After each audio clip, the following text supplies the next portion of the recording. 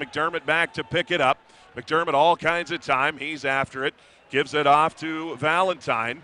Johnson talking to McDermott. Looks like he's trying to get McDermott to go, and he just got tossed. And now he's going to go after McDermott. Well, this should be suspension. Yep.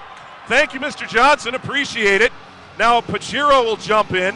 Everybody grabs a partner. Just a mind meltdown from Johnson. He's frustrated. Here's the thing. Here's what I hope happens, though, Will, is Valentine jumped in to protect McDermott after Johnson decided to take and so did Pachiro. justice. It just turned into a big old mess. But you hope Valentine doesn't get a third man in or something like that.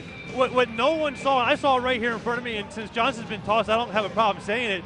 Patterson on the previous shift was coming off the ice. Johnson comes over to the bench and spears him in the back. No one saw it but me and maybe Patterson in front of the net, and we're still going down here. Yeah, McLeod, Richard, Valentine's still in there. Now, when you're the Aces and you're used to running everybody over, and now you're the team that's getting run over on about a nightly basis, including tonight, there's bound to be a little frustration.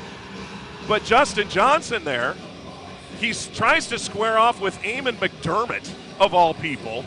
You know, you're talking about a guy who's an AHL heavy going after a 5'10 rookie out of Colorado College. Immediately, Peter McDougall tosses him, and apparently Johnson figured, well, I may as well get my money's worth, and that money's worth should include a fine and a penalty. That's my editorial comment of the night. Oh, I agree. I mean, there's no call for what he just did there. It's a loss of composure. And there are rules in the rule book. It was after the whistle. It was no longer during play that he went after McDermott. We see Valentine getting walking off McDermott, walking off. I don't know if McDermott's going to get 5 for receiving here. I don't know what you penalize McDermott for. I really don't. Again, maybe like I said, I for what? Say 5 for receiving. Now they've got basically a gear swap going on in front of the Idaho bench, figuring out whose is whom. I got a mouthpiece. Now here's the look. You'll see it. Great camera work here by Cable One. Johnson trying to bait him the whole way. McDermott just skating. Now this is the point where the ref says, get out of here. And Johnson apparently just figures, well, to hell with it. I just got tossed. I may as well get my money's worth. And now if that's an instigator in the final 5, I mean, if I'm not mistaken, that's an automatic match penalty, correct? If they consider it to be intent to injure or a match penalty, it'll be an automatic suspension.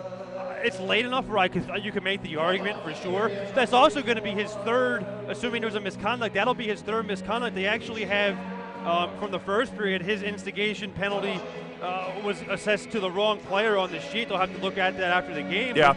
That could possibly be 2 instigations within one game, and that in and of itself could also carry additional suspension. Scott Valentine jumping in, also Wade McLeod in the neighborhood. I think Valentine is going to get that third man in penalty, though. Well, he was sent out, so even if it's a double minor, there's 3:37 to go.